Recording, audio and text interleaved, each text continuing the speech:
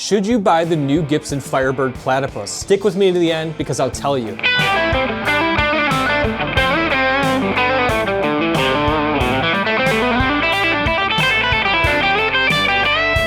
It's John here from Play and Trade Guitars.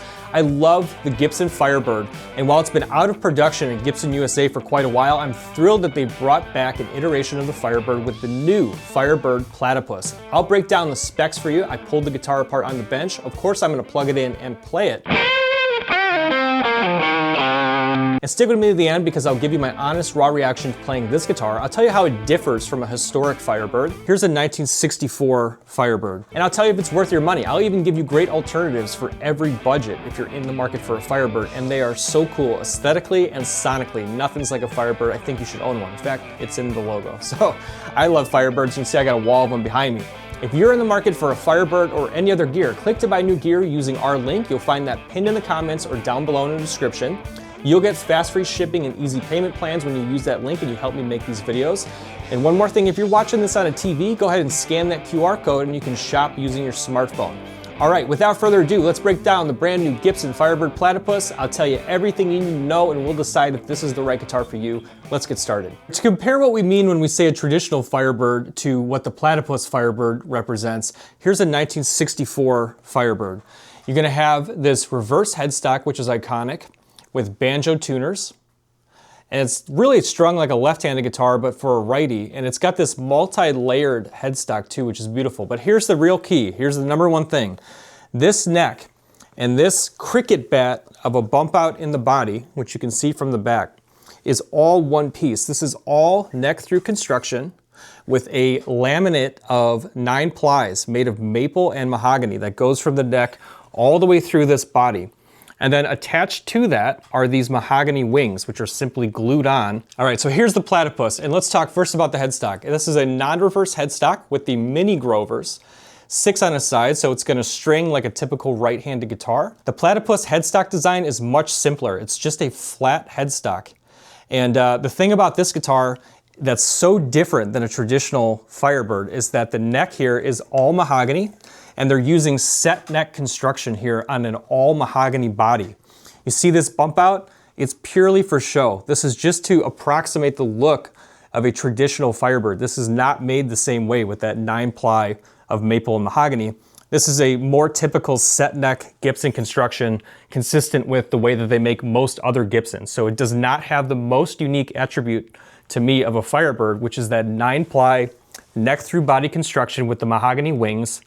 This is in fact just an all mahogany body with an all mahogany neck, so it's much more typical of any other production Gibson that they're going to be building. Search of Firebird returns a relatively short list, sadly.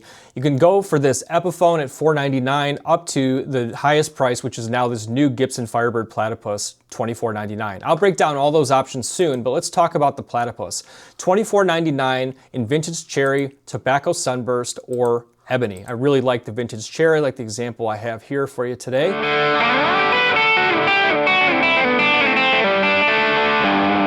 And this guitar is going to be a Firebird in look, but not in construction. Interestingly enough, all the options from Epiphone currently, which cost less, do use the correct construction of that 9 ply maple and mahogany.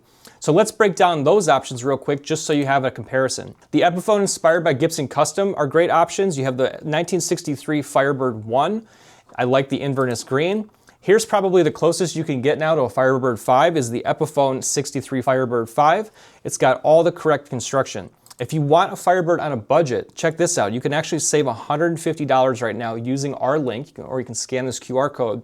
This is an exclusive, only using this link, $499, olive drab finish. You get yourself an Epiphone Firebird under 500 bucks. That's a huge deal. Don't miss that one. I think that's great. There's also this ruby red finish, which is an exclusive finish, the counterpart to the regular production Epiphone Firebird, which is a huge seller.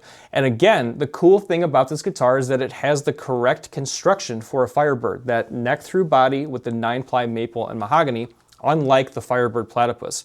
If you're gonna go non-traditional, I guess I'll also show you something like the Lizzie Hale Explorer Bird, because that's got that Platypus style non-reverse headstock with the 6 on a side Grovers, but it's gonna have an Explorer style body. So I think the comparison, if you're gonna go Gibson to Gibson, It's already not a traditional Firebird, so maybe compare the Lizzie Hale signature to the Platypus. But now let's dive back into the Platypus.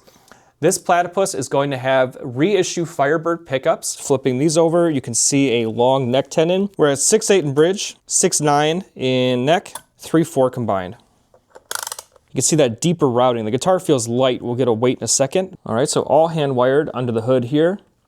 Gibson 500K pots. This one was a feather light 7.1 pounds. I picked it up out of the case. It's got a nice hard shell case as well. It's got a beautiful rosewood fretboard, which is bound. Some measurements here. The nut comes in at 1.69 inches. We have a first fret is skinny 0.79 inches up to a 0.9 inches at the 12th. So it's definitely a slimmer neck. Let's check out some sound samples with these Firebird reissue pickups, which are Alnico 5, more modern, hot sounding pickups.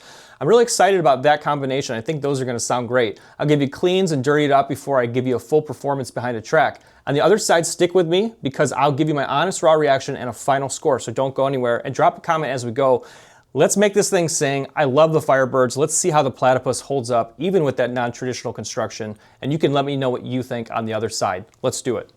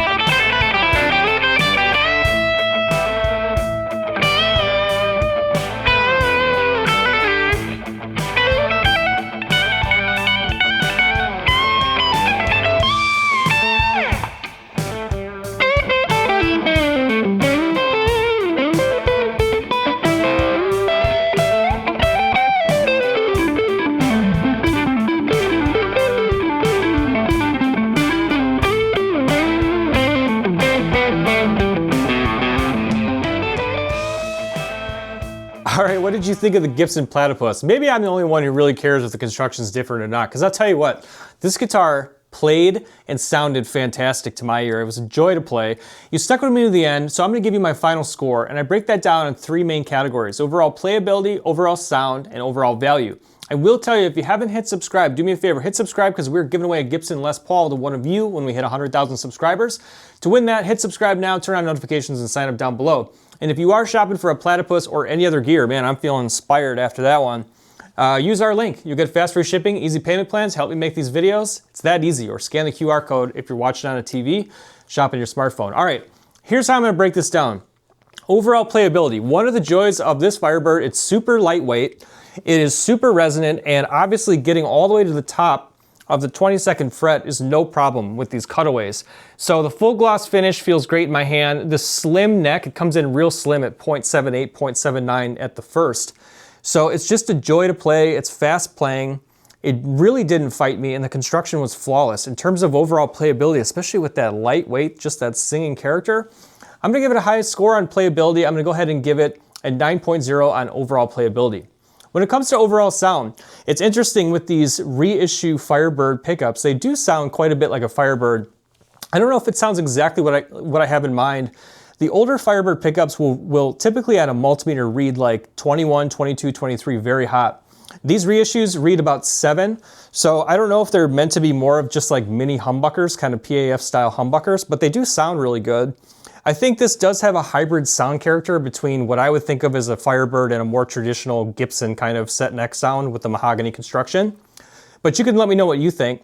The sounds were impressive. I'll tell you the biggest thing about these pickups I really love is the Alnico 5 magnets. So you get this, that's really become my personal favorite. Pickups with Alnico 5. They're hotter, they have more singing presence and voice, and they just rip.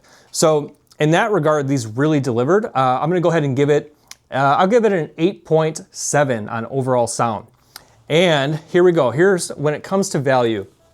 I do take issue with the fact that the Firebird 5 has been out of production. I was really hoping that they would bring back the traditional Firebird 5.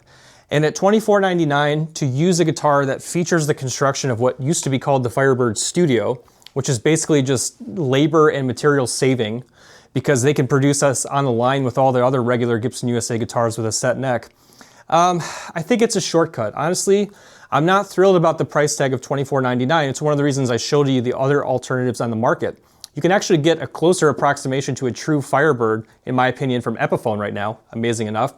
So I'll use this as my one opportunity to say, Gibson, please bring back the Firebird 5. That's what I really, really want. Although I will tell you, this guitar did sound really good. I think $24.99 for the set neck as opposed to the 9-ply laminate maple mahogany construction that I would expect from a Firebird. It's a little steep on price. So I'm not gonna give this the highest score on value. I'm gonna go ahead and give it, it does have a really nice hard shell case, I'll give it that. And again, I can't fault the playability or the sound of the construction, but it's gonna ding the value a bit. I'm gonna put this one at a value score of 7.2 on overall value. That's gonna bring us to an overall score for the Firebird Platypus of, but before I tell you, remember, if you're shopping for any gear, including those alternatives, click to buy new gear using that link that you'll find in the comments or down in the description, or scan this QR code, and don't forget to hit subscribe if this video has helped you. All right, final score for the Platypus of 8.3 for the Firebird Platypus. Not the highest scoring guitar I've had in a while, and really it comes down to value. I think I would have wanted a traditional construction with the 9-ply maple mahogany, what I would associate with a Firebird, but I can't fault the sounds, I can't fault the playability. You can let me know what you think of the Platypus. I'd probably steer you towards the Epiphones, actually, if you wanted the more traditional Firebird construction. Although it is hard to argue with Made in the USA, Gibson USA. I'm glad they have a Firebird back in production. Now just bring us back the Firebird 5, and I will really be thrilled. It was a joy to play, so I can't fault it too much. See you in the next video from Playing Trade Guitars. I'm John. See you next time. Keep playing.